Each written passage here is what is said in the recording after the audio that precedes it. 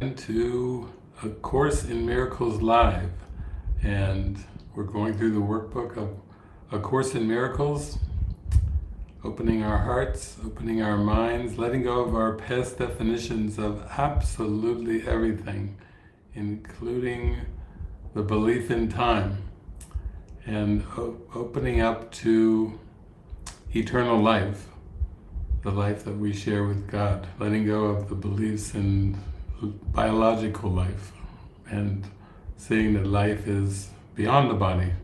Life is God and all that God creates in spirit. So today we go into workbook lesson 167.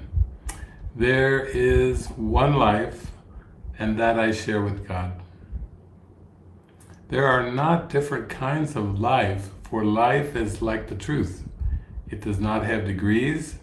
It is the one condition in which all that God created share. Like all his thoughts, it has no opposite. There is no death because what God created shares his life. There is no death because an opposite to God does not exist. There is no death because the Father and the Son are one. In this world, there appears to be a state that is life's opposite. You call it death, yet we have learned that the idea of death takes many forms.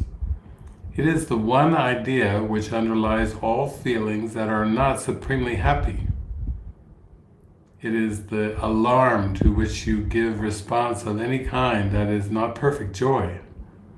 All sorrow, loss, anxiety and suffering and pain, even a little sigh of weariness, a slight discomfort, or the merest frown acknowledge death, and thus deny you live. You think that death is of the body, yet it is but an idea, irrelevant to what is seen as physical. A thought is in the mind. It can be then applied as mind directs, but its origin is where it must be changed, if change occurs. Ideas leave not their source. The emphasis this course has placed on that idea is due to its centrality in our attempts to change your mind about yourself. It is the reason you can heal. It is the cause of healing. It is why you cannot die. Its truth established you as one with God. Death is the thought that you are separate from your Creator. It is the belief conditions change, emotions alternate because of causes you cannot control, you did not make, and you can never change. It is the fixed belief ideas can leave their source and take on qualities the source does not contain, becoming different from their own origin, apart from it, in kind as well as distance, time and form. Death cannot come from life. Ideas remain united to their source. They can extend all that their source contains. In that, they can go far beyond themselves, but they cannot give birth to what was never given them. As they are made, so will their making be. As they were born, so will they then give birth. And where they come from, there will they return. The mind can think it sleeps, but that is all. It cannot change what is its waking state. It cannot make a body, nor abide within a body. What is alien to the mind does not exist because it has no source. For mind creates all things that are, and cannot give them attributes it lacks, nor change its own eternal mindful state. It cannot make the physical. What seems to die is but the sign of mind asleep. The opposite of life can only be another form of life, As such, it can be reconciled with what created it, because it is not opposite in truth.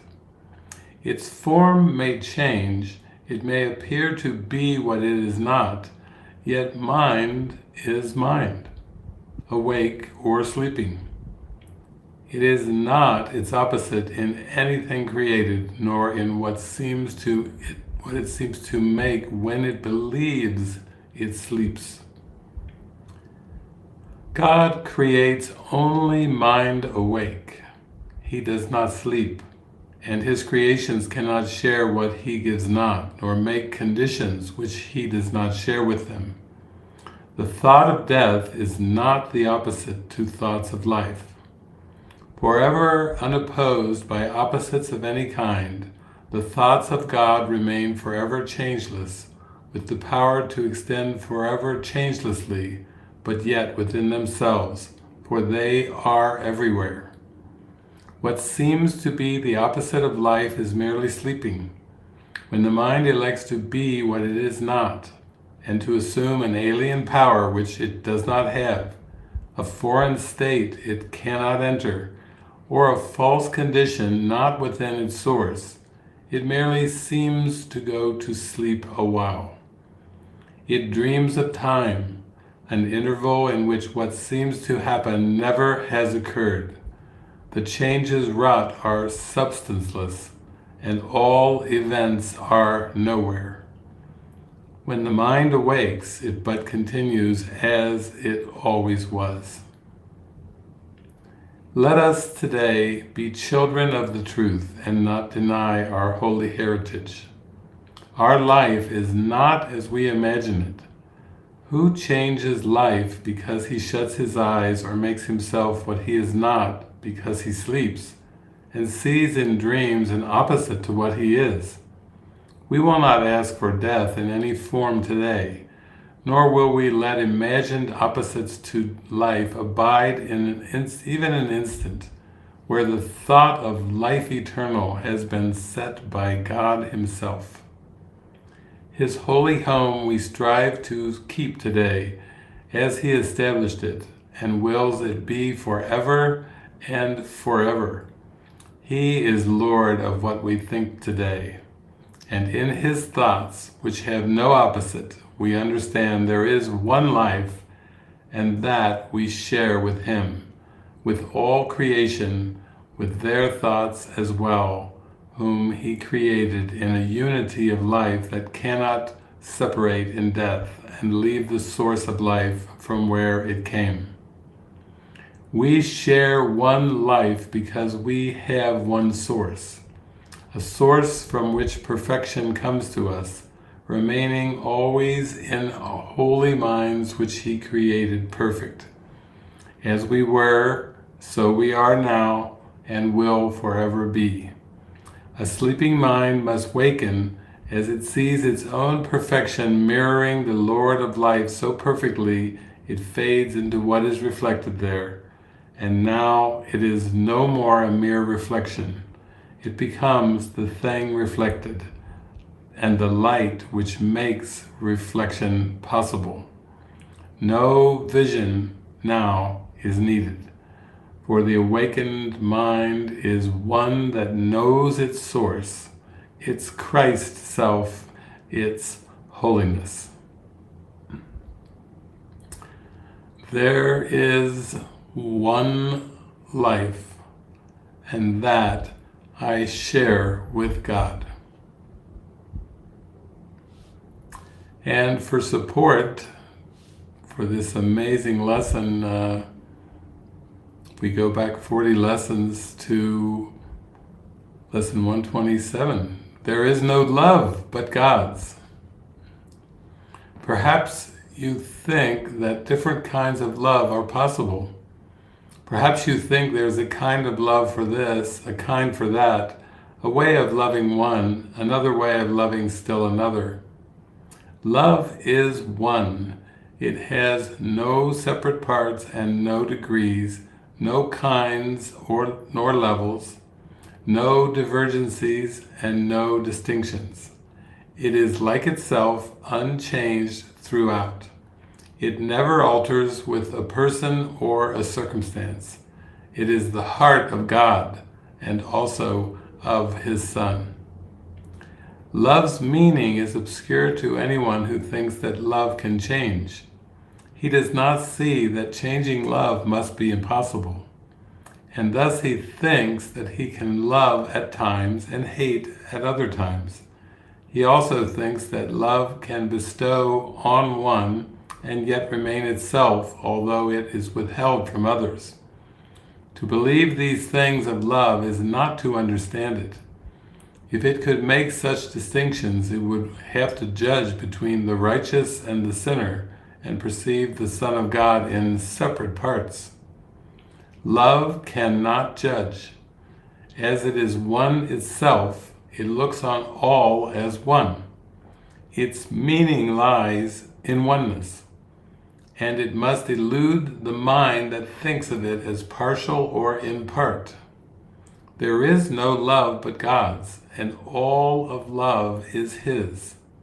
There is no other principle that rules where love is not. Love is a law without an opposite.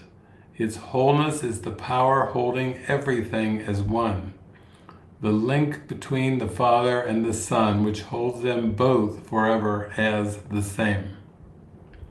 No course whose purpose is to teach you to remember what you really are could fail to emphasize that there can never be a difference in what you really are and what love is. Love's meaning is your own and shared by God Himself. For what you are is what He is. There is no love but His, and what He is everything there is. There is no limit placed upon Himself, and so you are unlimited as well. No law the world obeys can help you grasp the love's meaning. What the world believes was made to hide love's meaning and to keep it dark and secret. There is not one principle the world upholds but violates the truth of what love is and what you are as well. Seek not within the world to find your Christ self. Love is not found in darkness and in death. Yet it is perfectly apparent to the eyes that see and ears that hear love's voice. Today we practice making free your mind of all the laws you think you must obey, of all the limits under which you live, and all the changes that you think are part of human destiny. Today we take the largest single step this course requests in your advance toward its established goal. If you achieve the faintest glimmering of what love means today, you have advanced in distance without measure and in time beyond the count of years to your release.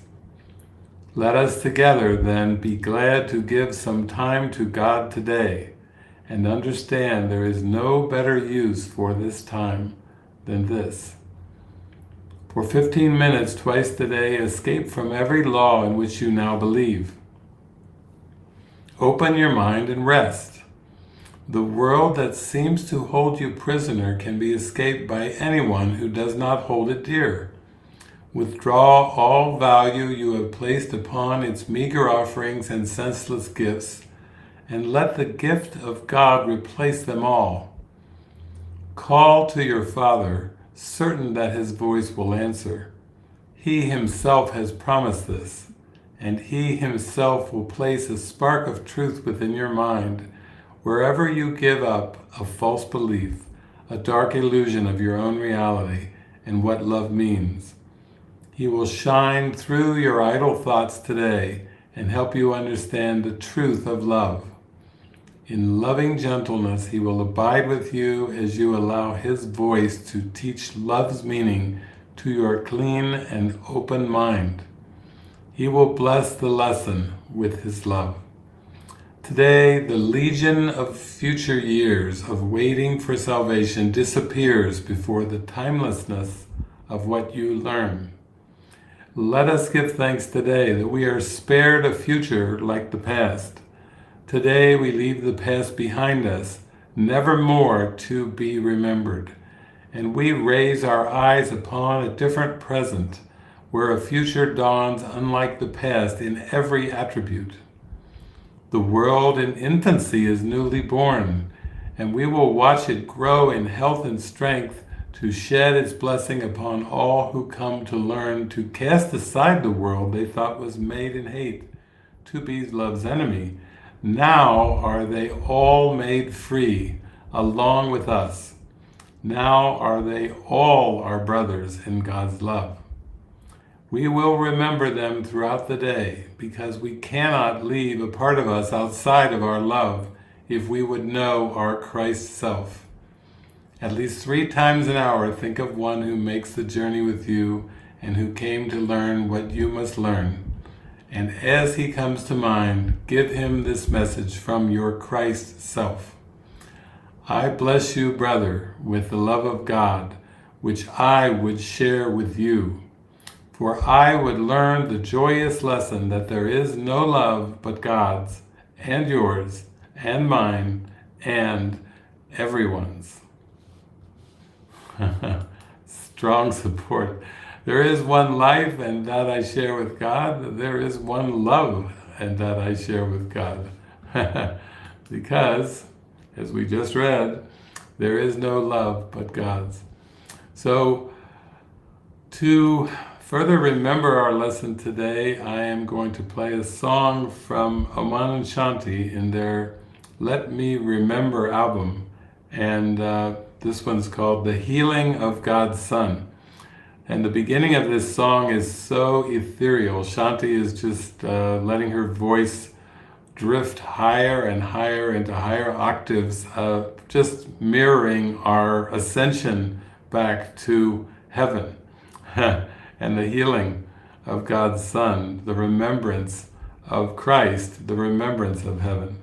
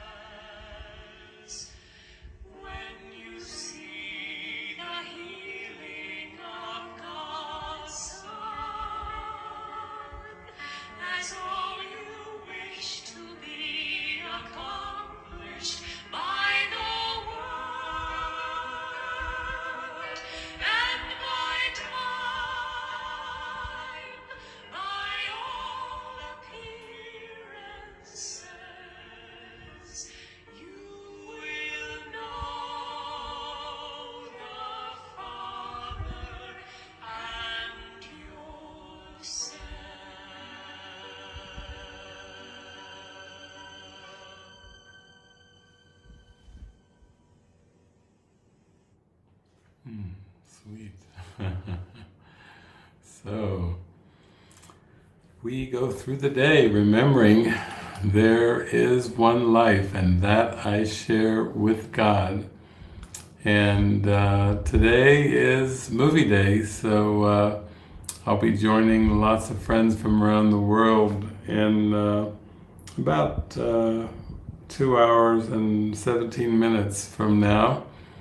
If you want to join in, if you're belong to Tribe of Christ, you can just go and check out on the link here the programs and events, and go down to Tribe of Christ. It's a small fee to join Tribe of Christ, and then we do these movies every 2 weeks. Today will be a first time showing of a composite movie. Sometimes we do composite movies, and this movie is from a filmmaker named Richard Linkletter, and I've enjoyed sharing his movies and teaching from his movies, because he's always, just like another filmmaker named Henry Jaglom, they are always looking to discover the deeper meaning of life.